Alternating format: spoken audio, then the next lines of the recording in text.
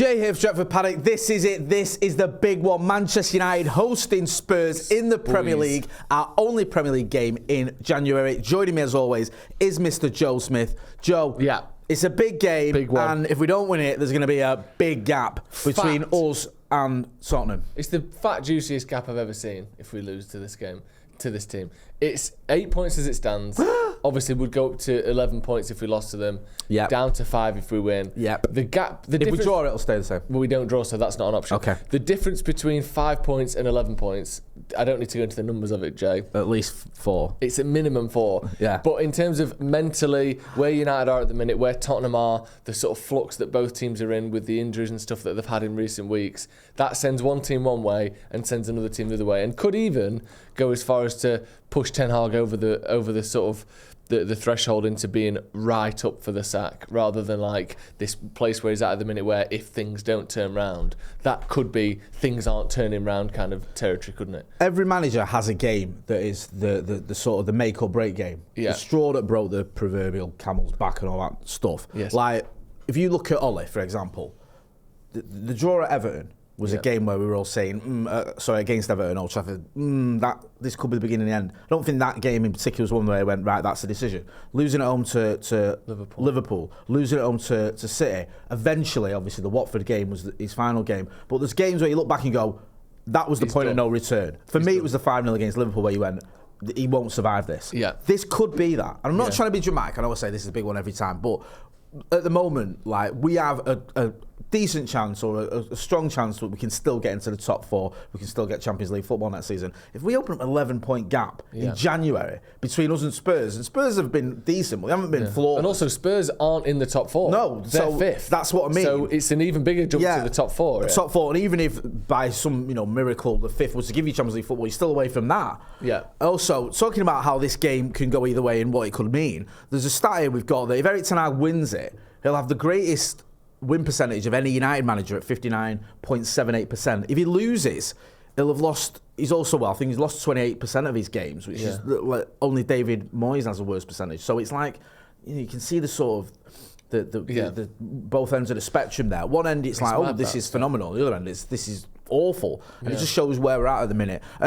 Last season, one of the reasons that United finished 3rd, and there was a lot of positivity around the club, despite some of our away results, was this idea that United, Old Trafford had become a fortress. We beat everyone. We beat Arsenal, we beat Barcelona, we beat City, we beat Liverpool. It was just like, it was great going to those games or watching those games and just seeing us beating everyone at home. This season, it hasn't happened that. Is that what we need to do? Do we need to get back to that? Because our away form is patchy at best and our own form has joined it. I think if we're looking at how United are going to make top 4 or Champions League football, we have to turn this around.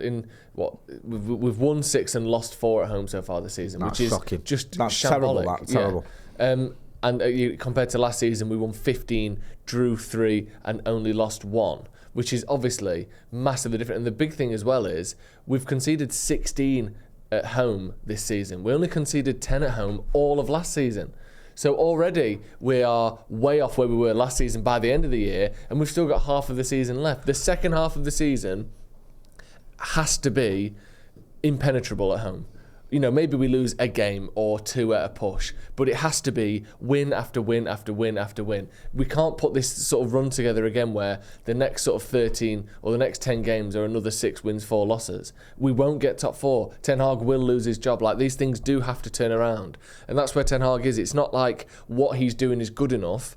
It's we think he'll turn it around. I think even, some people want him to go, some people want him to stay, but even those who want him to stay, like me, and I think you're the same as well, it's not we're not admitting or accepting where we are now. We're asserting that he will be able to turn it around. But you do have to do that at some point. You can't just always have it in the back of your pocket going, well, I'll turn it around at some point. Well, we're 9th. We're 8th at the minute. And if we keep losing games, it's only going one way. So if we're going to turn it around, and I always say this about Tottenham, it is the perfect team to play, because even under Ange Postecoglou, where they're a slightly different proposition, they are beatable. They've got a lot of players out, which we'll get to in a little bit when we focus on them. But you get a lot of credit for beating them, but they are beatable. No, I agree with that. So this is almost the perfect game. There's no question. We're not going in this game going, oh, we didn't take Tottenham seriously. We weren't up for it. The players weren't up for it because they underestimated Tottenham. You don't underestimate them because they're a big side, but you can still do a job against them. And United have to start turning it around at some point. And the fact that Ten Hag could have the best win percentage of any United manager if we win this game is absolutely amazing to me. But it shows just, basically what it shows is the power of not drawing games. Yeah, I think that loss percentage is also astonishingly high. But win the game, turn things around and start actually looking like a proper team. Then when the players come back in the next couple of weeks, we've got an actual chance of top 4, rather than if we go down to 11 points and we keep losing games at Old Trafford, it's never going to happen. No, I completely agree. If you keep losing matches as a Manchester United manager, you get the stats. It's not rocket science. It's obvious for a reason. Let's get into the predicted 11s then. Give us your team that you think Erik ten Hag will pick. We're recording this before we've had all the updates in terms of who's fit and who's available. So we're going off what we kind of expect. So talk us through your team. Yeah, obviously, like you said, there's potential for maybe one of a Martinez or a Shaw to come straight back in. But based on the fact that Martinez in particular has been out for a long time, and if you think he's been out for basically sort of 10 of the last 13 months almost, hasn't he? Yeah. He's not played a lot of games in the last year almost. And he didn't look right when he did play, when he came back from his injury. Yeah, exactly. Earlier this season, like when he played those few games. He got hooked at half time against Wolves. Yeah. The Cunha was tearing him a new one. You think, like, come on, he's not the Martinez we know. Yeah, exactly. He's been out for a long time. But I have gone with Onana, Wan-Bissaka, Varane, Evans and Dalot. I think Varane and Evans pick themselves at this point. They've been very good together in that partnership. I agree. Despite us not winning a lot, which is mad, isn't it? Like, we've lost 5 of the 7 games we played in December. But I feel like the centre-backs were good. Like, it's almost the opposite of the Harry Maguire effect, isn't it? We win a lot when he plays, but he doesn't get credit. And even watching it doesn't feel like he's done a lot or he's been particularly good. And then when these two play, we fucking lose every week. Yet somehow I think they're great. I don't know how that's happened, but it has. And I genuinely don't think they've been bad, so I'd play them again. Dalot at left-back again. Luke Shaw could come in, but I'm not going to risk it when we've got good players against us. You want people who've got a bit of fitness, a bit of momentum. And then I have brought Eriksen back in because that was a supposed illness, wasn't it? And unless it's the same one that Martial's had for the last month, usually an illness is a few days out, not a couple of weeks. So Eriksen, Mainoo and Fernandes, I think, is the best midfield we can field. And then up front, I think we stick with the same one, Rashford, Højlund and Garnacho as well. I know it's obviously not a great sample size being Wigan and we didn't score loads of goals, but they scored goals against Villa, they scored goals against Wigan. Keep those 3 up front where possible, and especially if the likes of Mount isn't back and moving Fernandes around. I think that's the best team we can field, and I think it's a team capable of winning. No, I completely agree. I think that team can win. Yeah. I understand where you're coming from with the expectation there of Erik ten Hag to pick that side, because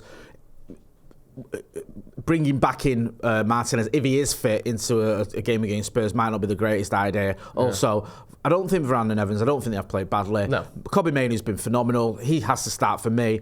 And I think Christian Eriksen, if he's fit, the manager does like him. He will pick him. Bruno Fernandes is his captain, so I don't see that midfield changing. And also, I think if you look at that Villa game, I felt like, okay, we might have found the combo here. Rashford on the left, Garnacho on the right, Højlund down the middle, and then obviously for the Forest game, it all went out the window because Rasmus Højlund was injured. Against Wigan, we created a lot of chances, didn't take him, but I think that front 3 will work and does work. And we both independently picked the same team here. Yeah, my team is identical to yours. It's the same team, and we didn't confer, we just happened to think this is the team that's going to go up, and I think it will be. Yeah, I think you can look at it and maybe Mason Mount could be in the conversation, maybe Casemiro's not that far off, Martin isn't that far off, but at the moment, it looks like those players that we mentioned aren't going to be available, so we've gone with that one. Yep. Get involved in the comments in the chat and let us know what you think. You mentioned Spurs earlier, and the fact they are missing a lot of players. They've got quite an injury list. I think the likes of Maddison, Bissouma, Heung-min Son, who's obviously away with his national team as well. Yeah. These are big players for them. Romero's another one. They're players that would be in the first team. So it's not like they've just got a few fringe players out.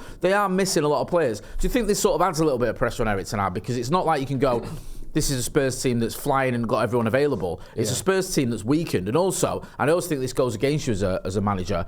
You're facing a manager who's been in the job less time than you have. Yeah. I mean, when everyone was looking at De Zerbi and going, well, he's just come in and turned Brighton around, and we're still trying to find the identity when they beat us.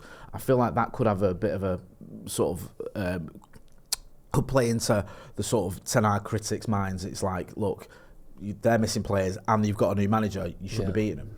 Yeah, I'm sure it will. But United are missing players. But I know for a fact that if we lose to them, it will be we couldn't even beat an injury-riddled Tottenham. But if we beat them, it won't be, impressive from United to overcome their own injuries to beat Tottenham. It's a sort of, it feels like it only goes one way because all of our players have been injured all season. Whereas there have been spells where Tottenham have had their first team playing from that first sort of 9 or 10 games where they won almost all of them. Basically, they had their full team available. Ten Hag hasn't had his full team available since he arrived 18 months ago, let alone this season where, we've had the squad sort of decimated for almost all of it. So it does help United, though, obviously. Heung-min Son in particular. Romero, I know he's a bit of an absolute nutter, but he's a good player. James Maddison was excellent at the start of the season. So those three in particular being out do give me a bit of hope. But United we've still got Casemiro out, Mount's out, and not really even been able to sort of get his foot on the ball at all as a United player. Luke Shaw will probably be out, and if he's back, he's just back. Casemiro's out. Like, we've still got a lot of players out ourselves, so I think it should be a relatively even game. But obviously Tottenham, they're doing better than us this season, aren't they? There's no two ways about it. They're the team to beat. They'll come into this game feeling very confident, and United will probably think, we've got to do a bit to beat these. Yeah. We've got to do a bit, and we've got to beat them, because otherwise, like we said before, this season will just be a failure. No, 100%. I think there's a lot more positivity around Spurs than there was last season, obviously, under Conte. Yeah. I know there was it Stellini, and it was all like a bit of a merry-go-round there when it were managers. But this season they have done well. They are exciting to watch. Even when they lose, it's quite exciting. It's exciting games in it, and I think everyone's buying into Ange Postecoglou and his personality and what he's trying to do. And like you say, they've been doing relatively well. I think they've not been amazing where you go, oh my God, I can't believe what they're doing. I know they had a good start to the season. They're probably there or thereabouts where you thought they might be, considering they brought in some decent players as well. But I think, like you mentioned there, we've both got injuries. I think for us, Martinez is the big loss. I've kept going on about that. I think for Spurs, Son is equally a big loss for them. I think it's like, if they had one player, they probably wouldn't want to be injured. It'd probably be Heung-min Son. I think you'd probably argue the same with us and Martinez. Get involved in the comments in the chat and let us know what you think. With all that being said, give us your score prediction. I think we've got a chance of winning, and I think we need to win, and we don't really draw, so I'm going to go for a win. I'm going to go 2-1 United. 2-1 United? Yeah. Okay, I like that. What are you thinking? I'm hoping we turn up for this one. I'm hoping it's a good, solid win. I'm going to go 3-0 United. Really? I know that sounds completely delusional, but why not? Sure, when we turn up, we're capable of that. No, well, we're due one, aren't we? Yeah. Get your phones out, film yourself in landscape, give us your score predictions, 30-second video, send it to paddockmatchday@gmail.com. Joe, always a pleasure, my friend. Go and check out the Sloppy Joe's podcast if you're not doing already as well. Make sure you're subscribing to the channel. That's been Joe Smith. I've been Jay Moy. This has been the Spurs preview. Thanks for watching.